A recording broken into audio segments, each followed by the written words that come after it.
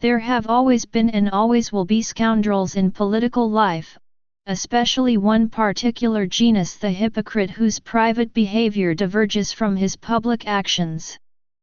But there is also a novel and ominous concept of the statesman emerging in American politics, most clearly in the gymnastic contortions being accomplished to justify support for the Senate campaign of Roy Moore, the former Chief Justice of Alabama, the politician as a disembodied policy array. In this scheme, the candidate is a mere vessel for policy preferences.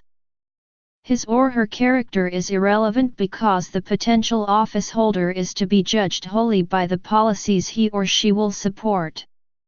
Even if campaigns accurately predicted the issues that will matter once the winner takes office, which they don't, this desiccation of the role of the statesman in public life would be profoundly troubling. Our shrunken concept of the statesman was evident when President Trump's counselor, Kellyanne Conway, suggested that it would be acceptable to elect a man credibly accused of molesting teenagers to the Senate because he would support the Republican tax plan. Mr. Trump followed with an even more expansive endorsement: "We need his vote on stopping crime, illegal immigration, border wall, military, pro-life, VA, judges, Second Amendment and more." Lest she be outdone by her boss, Ms. Conway subsequently declared that the president has tremendous moral standards, the evidence for which apparently was that he has said the allegations are troubling. Nevertheless, Mr. Trump doesn't want a liberal Democrat representing Alabama in the United States Senate. The embrace of candidate Trump because he said he would pursue conservative policies despite his unconservative disposition also reflects this negation of the statesman's role in political life. Nor did it begin with Mr. Trump. Liberals repeatedly rallied to President Clinton in scandal after scandal for fear of empowering Republicans. Much of this may seem, on the surface, sensible enough. The denial of the importance of statesmen and their characters might be said to aspire to the elimination of personal whim and the reduction of politics to the objectively measurable. On this account, a public official is to be gauged only on public acts. It is no surprise that politics, a realm of compromise and clashing interests, does not conform to standards of abstract rationality, nor should it. But a political act is a product of the statesman as an organic human being whose judgment is inevitably bound up with his or her character. Character is not reducible to private morality alone, but the person of the statesman makes an inescapable difference in politics. His or her character, that is, who he or she essentially is, matters.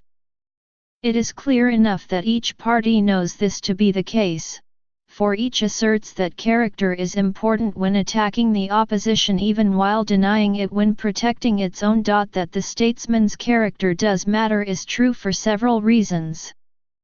To elect a candidate is not only to choose incorporeal policies but also the prism through which unpredictable information and events will be assessed.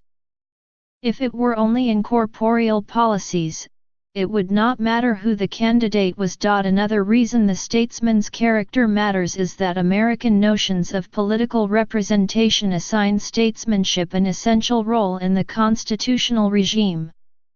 James Madison's Federalist 10 says the representative's role is to refine and enlarge, not simply reflect, the public's views.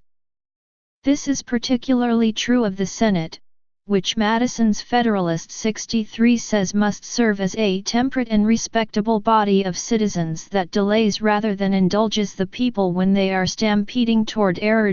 This requires something in the statesman's composition, which is the quality that thinkers from Aristotle to Aquinas to Burke have called prudence, not mere caution but rather a deep capacity for judgment that enables one to choose the most appropriate means toward worthy ends.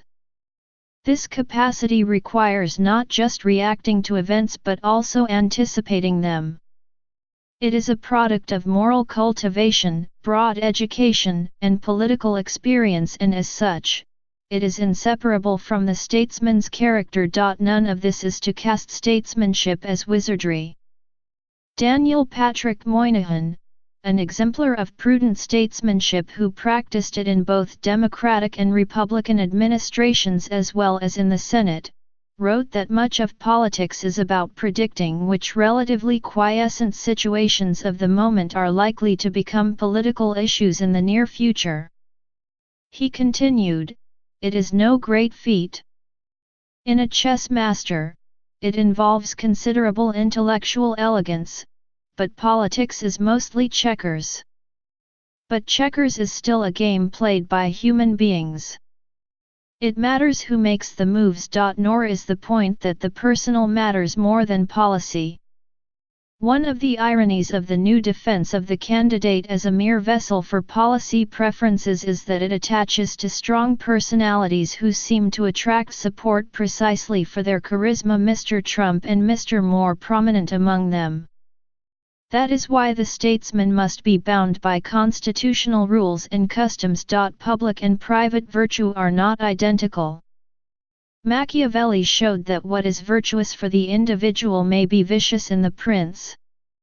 But that is fundamentally different from saying character does not matter at all, or that policies may stand alone, disembodied from the human being who pursues them. Public virtue exists, and it is inseparable from the character of the person who exercises it. This hollowing out of the personal role of the statesman withers political life. It denies the human parts of politics that connect us to one another. That is reason enough to reject it. That it might elevate Mr. Moore to an institution like the Senate is equally sufficient evidence of its flaws.